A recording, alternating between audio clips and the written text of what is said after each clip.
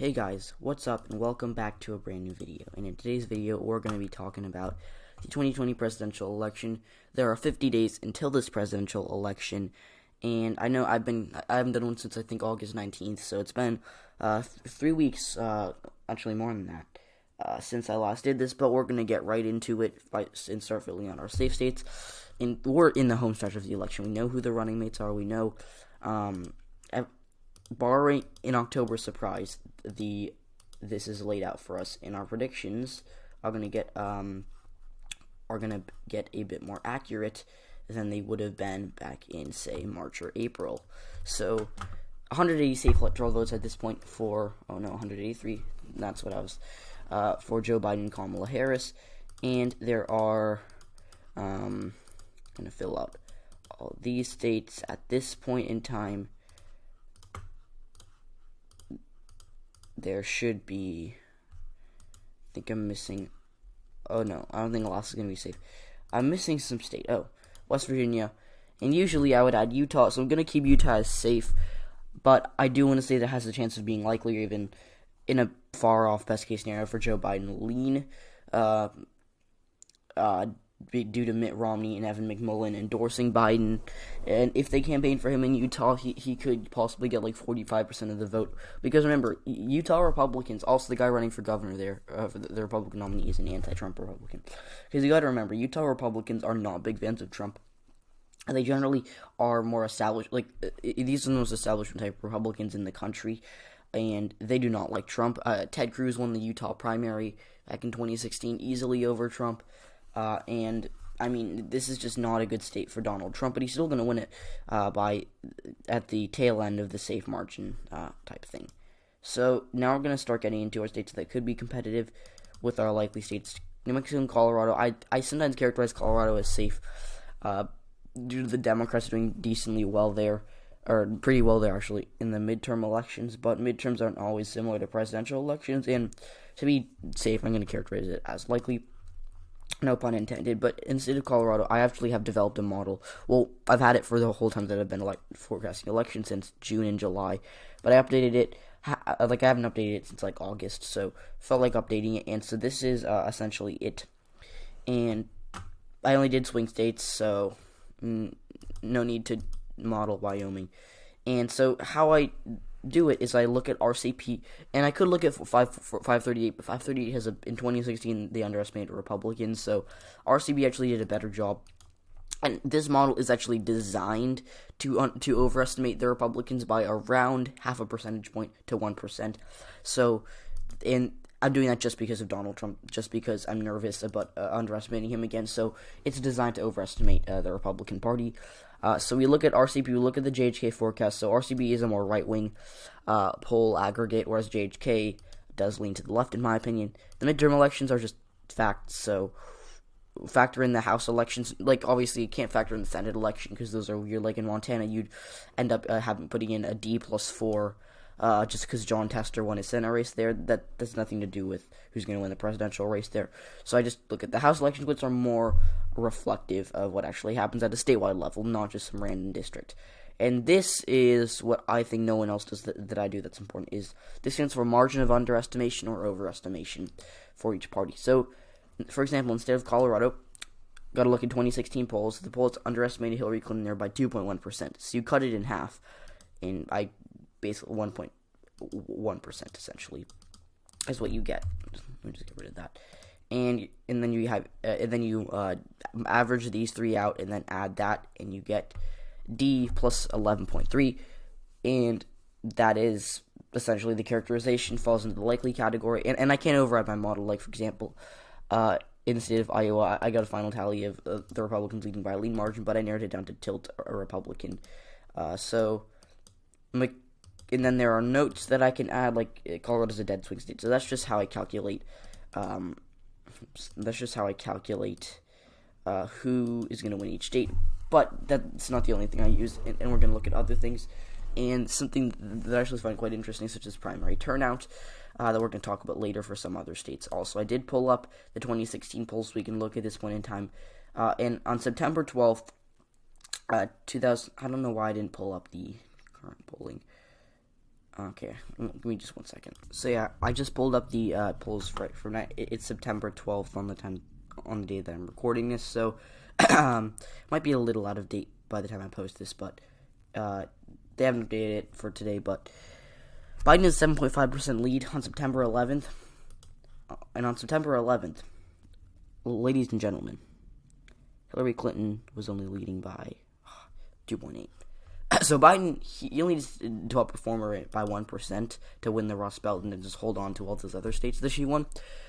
But he's outperforming her by 4 or 5%. So that's not a good sign for President Trump at all. Plus, this is a chaotic year, and that's not good news for him. But going to continue filling out our likely states, and Minnesota and Michigan. I mean, Minnesota, I actually do think will vote to the right of Michigan, and I want to say something about Minnesota. People are labeling it as a toss-up or a tilt Democrat state. That is absolutely ridiculous. Let me just pull up Real Clear Politics. I should pause this recording. That is absolutely ridiculous. Just because one far right-wing poll, and by the way, this poll actually is labeled as a Republican poll. This poll sampled 11,000 likely voters, keep that in mind, and they put it as a tie. We also have to remember that these same right-wing polls end up with putting Biden ahead by 4. So if you want to play by only these polls, sure, Minnesota's a toss-up, but Ohio is a likely Democrat state, and that's absolutely ridiculous. So don't listen to these polls. These polls are stupid. But do listen to, better polls that sample registered voters. Like, this is a Democrat bias poll, so it's not great to look at either, but New York Times is a very good poll, sampling a good amount of likely voters, or Emerson sampling registered voters. So look at those polls, not crazy polls like Trafalgar Group or Rasmussen reports. And I know that Rasmussen did actually get a couple states right, but a broken clock is right twice a day. And those polls in 2012 were predicting that Romney would win Florida by 7%. So they're bad polls. And state of Michigan, I believe that the polls in Michigan are actually better for. I want to pull up Minnesota. Doesn't give you the little graph, but if we can find Michigan, Trump versus Biden. Oh yeah, okay, that gives you the graph, and we're gonna do the same thing for Michigan, Trump versus Clinton. Damn it, Clinton versus. Okay, then we're gonna have to pull up Trump. Yes, guys, sorry for this. Like, I'm less organized than I want to be, but it's kind of a last-minute video because I realized I haven't filmed one of these videos in forever. So, as of right now, Joe Biden has a 4.2% lead in the state of Michigan, and at this point in time, on September 11th, basically September 12th, Hillary Clinton had a 5.6% lead in the state of Michigan, or unless I'm looking at Minnesota. Yeah, so Hillary Clinton is actually outperforming Joe Biden in the state of Michigan, which is interesting. But on election day, she actually underperformed him. So, depends on what point in time you're looking at. But Hillary Clinton's lead was not stable at all, especially starting in July. It was all over the place. Biden's is fairly stable. So, I do think it's important to look at the polls and compare them to what they were in 2016. And I understand that Biden is actually underperforming Clinton, but by election day, he'll be overperforming. Plus, we have to remember the fact that Hillary Clinton. There were in the state of Michigan, I will admit, there were silent Trump voters who didn't want to admit that they voted for Trump, but ended up doing so. Excuse me. Anyways, so that's not going to happen this year as much, at least, because Biden has, due to the auto bailout, he's very popular in Michigan. When he was on the ballot, he won Michigan by likely and safe margins when he was Barack Obama's vice president. So he has a history of winning here, and he is a Rust Belt type candidate. We're going to add Maine at-large vote, Pennsylvania, and Virginia. So, I added Pennsylvania to the likely column due to my model saying that it would be likely. I was on the fence about this. I originally characterized it as tilt Democrat, if you remember the early days of my channel. But now, then I moved it over to lean, and at this point in time, I believe it will be likely. Putting it Biden ahead by 5.5. He was born in Pennsylvania. He was born in Scranton, Pennsylvania, the heart of the middle class. Also, where the office is supposed to be, which is pretty cool. But, I mean, really, this is, see if we can pull up the Pennsylvania. There we go. And then pull up Pennsylvania, Trump versus Biden. So, I do believe that Joe Biden is actually outperforming Hillary Clinton in Pennsylvania. The polls were actually within the margin of error. They put Clinton ahead by 2, and she ended up losing it by, 0.5. So, in fact, on September 11th, which is, Clinton was ahead by 6, and as of right now, Biden is ahead by 4.3. So he's actually underperforming Hillary Clinton in some of these areas in Pennsylvania. But, again, Hillary Clinton had a huge lead in September. That's just a fact. I do believe that Biden will end up having a bigger lead than her, and his polling lead is more stable than Hillary Clinton's ever was. So you have to look at how stable it was. Hers was all over the place. She sometimes had a lead of 0.5, and other times she had a lead of 10. Biden, the biggest lead he's had, sure, back in 2019 he had a big lead, but that's because you were only 5 in weird polls. But since April, he's had biggest lead was 8.5, and now he's back up to 4.3. So these polls are certainly interesting to look at, but you got to remember Biden has a lot of appeal to these voters, which is why part of the reason I think he's going to win here. Plus, the Democrats did spectacular here in the 2018 midterm elections. But I do want to pull up 538 for a second, and they are actually putting Biden ahead by 5. So they actually don't tend to weight the Republican polls as much as they maybe should, whereas RCP has a small right-wing bias. So, yeah. And Virginia, I didn't really think that's a swing state. It'll just be likely because of the margins. Can't have Biden winning there by 12. And now we have a bunch of likely states to fill out for President Trump. And, that's basically gets him up to 161. Starting with the state of Alaska. I didn't do that in my swing state model, but Alaska, just putting Biden, behind by, I think, 9%. Yeah, 9%. So that's a likely margin. Also, the House race there was pretty close in 2018, so was the governor race.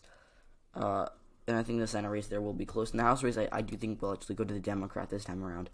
Not a ton of polling data here that we can look at, so I'm just going to go with my gut, which is likely Republican. Texas, there is a ton of polling data, and luckily for me, I actually did my model on it, and it put the Republicans ahead by 2. And, I overrode it and put it as likely. Republicans is barely 5% margin for Trump, 6% margin for Trump. Texas will be likely for the President of the United States. Remember, Texas, Beto O'Rourke, I understand that Joe Biden is outperforming him in every demographic, but Beto O'Rourke, really, she campaigned in every county. Biden doesn't have the time and energy to do that. Beto O'Rourke is a 40-year-old guy who was charismatic and energetic and ran a historic campaign for Senate in Texas. Joe Biden is an older... He's a good man, don't get me wrong, but he's an older guy who is not running only for the president of Texas. He's running for the president of the whole country, specifically the president of Florida, North Carolina, and Wisconsin. So, yeah. Missouri and Indiana are just, going to be likely because I just don't see Trump winning it by over 12. Missouri, they give Biden only a 4% chance at winning, and projected vote, right now he's ahead by 13, which is actually interesting because that would be a safe margin in my book. Indiana is even better for Trump. You put Biden behind by 14. But I'm going to say that they'll just barely be likely. Remember, the Senate races there in 2018 were actually decently close. They were lean and likely margins, respectively, for each candidate for the Democrats. So Democrats haven't completely lost Missouri, but they're on track to completely lose it. It is trending to the right, but I do think Biden will make it likely. But by 2024, it'll be completely safe for the Republicans, especially if they nominate someone like Josh Hawley. But yeah, Mississippi and South Carolina could actually be leaning into Biden best case scenario, but that would only be due to high black turnout for the Democrats, which will happen. But still don't be enough to flip the states. And yeah. Now, our lean Democrat states, starting with the state of Nevada, Wisconsin, New Hampshire, and yes, we're already at 270 in Arizona, so that's 289 for Donald Trump. or 289 for Joe Biden. So we're going to start by taking a look at the state of Nevada, which JHK actually does. I don't even know why I need that. JHK puts the Democrats or Biden ahead there by 7.3. I don't think that's going to happen. I do believe that we're going to have to see some, because remember, since 2016, the Republicans have registered like a couple thousand more voters than Democrats have in Nevada. So I do think it'll be a bigger of margin for Biden than it was, for Hillary Clinton. But, like, the state is not a likely to save Democrat state. Most people are characterizing it as likely, but for once I actually agree with the more right-wing people who on YouTube who said that Nevada's going to be lean. Because, honestly, looking at the polling from Nevada in 2016, you're going to say, oh, well, Clinton was behind and she ended up winning it. But remember, at this point in time, I believe Hillary Clinton was ahead in Nevada. She was at a high point at this point in time. Maybe not. September 11th. She was ahead by 1.5. Biden is currently ahead. If we look at RCP, which again is more right wing, but Biden is ahead in Nevada by 6. So he's definitely outperforming her by a solid 4.5%. But again, that doesn't translate into results. And we have to remember that the Republicans have been making a small, it will be enough to completely flip Nevada, but they're making a smaller comeback. And I do believe that they will be able to make Nevada closer than other people think it will be. Arizona, putting the Democrats ahead by 2.2 in my model. I do think it'll be a little bit bigger of a margin for them than that. But remember, Arizona is destined to fail for the Republicans. We have a moderate centrist Democrat running against a more right-wing Republican on the presidential level. We have Mark Kelly, who's almost 100% going to win the Senate race there against Martha McSally, who is destined to lose that race.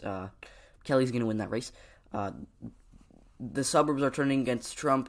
In the midterms, they completely turned away from him. I mean, Kirsten, she won that Senate race there by a good amount. She won that by, nearly 3%, which is a lean margin. But remember, this is Arizona, and it had been a previously safe or likely Republican state. And then also, Donald Trump and John McCain had a bad relationship. I mean, he literally called John McCain a loser for being captured. And McCain, he outperformed Trump in Arizona. Trump won Arizona in 2016 by 3.5%.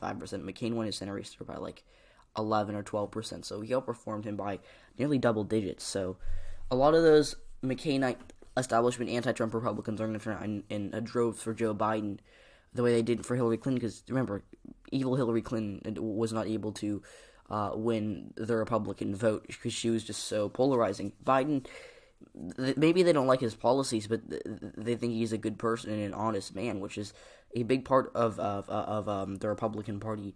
So for sure, I do think that they'll turn out in bigger numbers for Joe Biden than they possibly did for Hillary Clinton. And the polling there underestimated the Democrats. So if you want to look at the polls in Arizona in 2016, they ended up putting Trump ahead by more than he won by. So he won by 4, or they put him ahead by 4, and he ended up only, on September 11th, Trump had a 1.6% lead in the polling. Let's go to the polls from 2020 Arizona polling. Trump versus Biden. Biden is ahead by 4.8. So if you want to weight the polls that way, Arizona is a likely Biden state, which I think is a stretch. I mean, it could be in a best case scenario, but that's really not a possibility as of right now. Wisconsin, I believe, will be lean. The polls were absolutely awful here. I mean, RCP polling average has the Democrats ahead by 6.4, and they put Hillary Clinton ahead by about the same amount, and Trump ended up winning it. So they put Clinton ahead by a little less, but basically the same amount. And Donald Trump ended up winning the state by 0.7%. So that's not good. So I put the margin of underestimation. That's overestimation. You have to cut that in half. So it's 3.6% margin of underestimation, overestimation. So that puts the Democrats ahead by 2.9, which is a lean margin, but still makes a lot of Democrats uncomfortable that using that model, they're only going to be ahead in Wisconsin by 3. So that's almost within the margin of error for Trump. And we all know what Trump can do with the polling. He can do a lot of crazy things. But remember, Wisconsin at the time had a Republican governor, and they had gerrymandering, which suppressed tens of thousands of votes, and Hillary Clinton only lost Wisconsin by 20,000 votes. Now they have a Democrat governor, Democrat state legislature, Democrat secretary of state, so they're going to be counting the votes in a way that's more favorable to the Democratic Party. So we got to remember that. And moving on to New Hampshire, the polls in New Hampshire were spot on in 2016. They were exact, so you don't have anything there. Puts the Democrats ahead by 9.3. I actually don't think it'll be like that. Remember, primary turnout for Donald Trump in New Hampshire was pretty bad. I mean, I want to look at, was that? No, that was in February. In New Hampshire primary, Weld got 10% of the vote, 13,000 votes. And remember,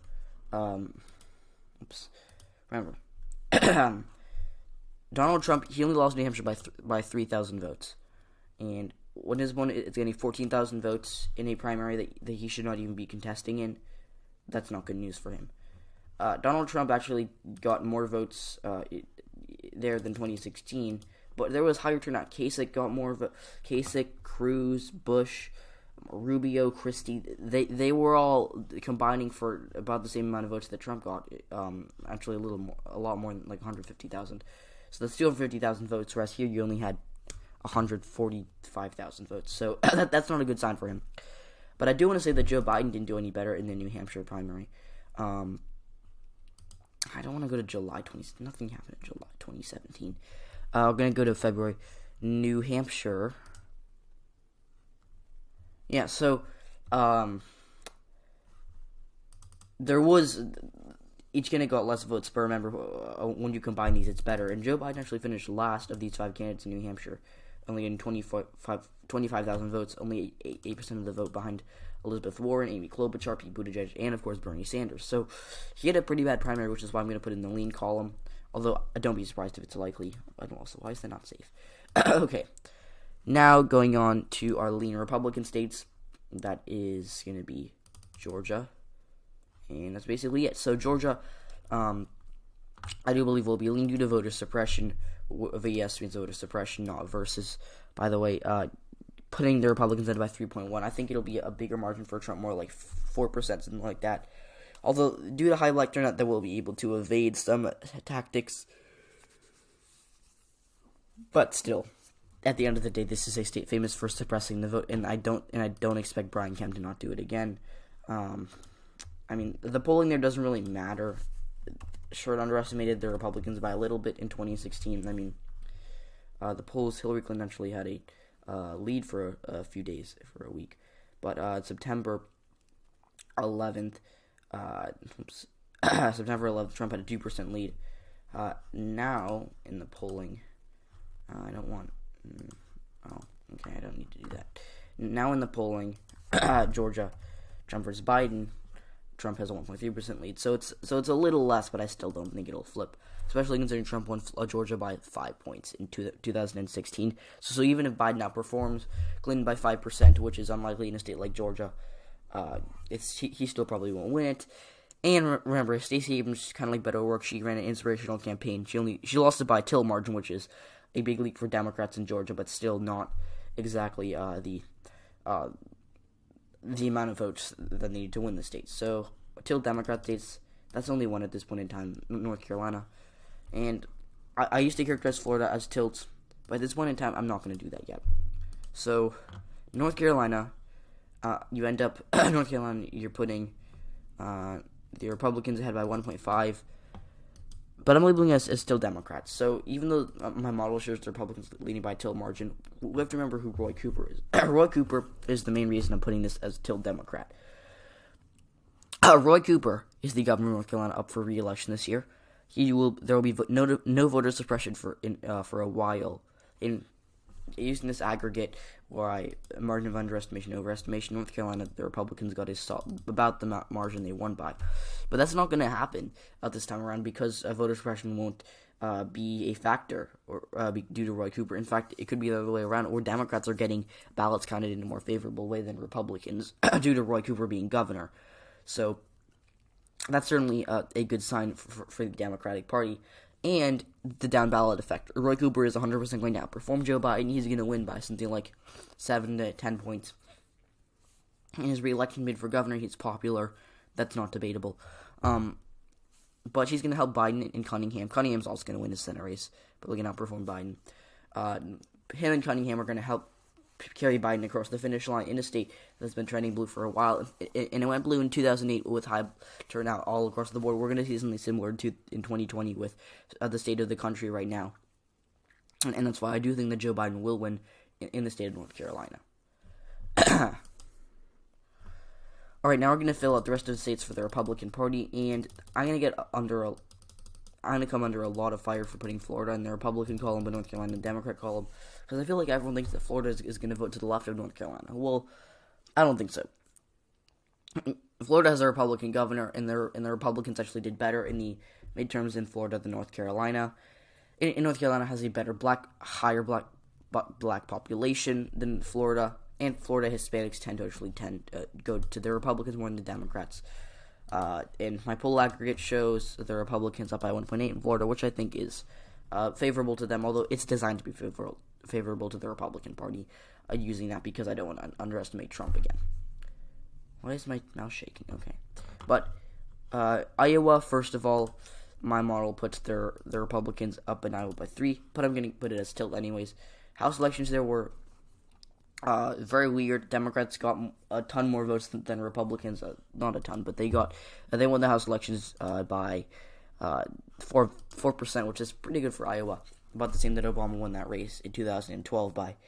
And then also, Theresa Greenfield, I do think, will outperform Joe Biden by about 1%, which could result in her winning. I don't think it will. I think she'll barely lose to Joni Ernst. But yeah, primary turnout in Iowa was not actually great, but don't look at the caucuses because they generally have low turnout because they're caucuses. I mean, caucuses are weird. We should just do primaries instead of caucuses. Caucuses, for those of you who don't know, is basically where you stand in a room and you you debate. So you'd have, for the Democrats, you'd have Biden and Sanders and Warren and Buttigieg supporters debating who's a better candidate, and if people want to, you know what, I was for Biden, but now I'm for Buttigieg, and they go to the Buttigieg corner of the room. It's like weird, until they can finally come to a consensus and decide who wins in each precinct. It's weird. I'm super obsessed with politics, and I probably would not want to stand in a room for 2 hours debating other people about whose candidate is better when they literally have the exact same views. So caucuses equals bad. Now going over to the state of Ohio, the polls actually do put the Democrats ahead by 2.4, I believe, 2.4. But when you average it out, you get the Republicans ahead by a lean margin. But I'm going to make that a tilt. Remember, Ohio does tend to vote to the right of the country. In 2012, voted to the right of the country by 1%. In 2008, it voted to the right of the country by like 2 or 3%. So it is a bellwether state still, but I think it is a right-leaning one. It's more second-tier swing state. If you know what I mean. It's still in contention, but it does favor Trump. And he could very well lose this election but carry Ohio. So that's what I think is going to happen in the state of Ohio. And in Florida, we already talked about Florida. Whoops, I'm falling asleep.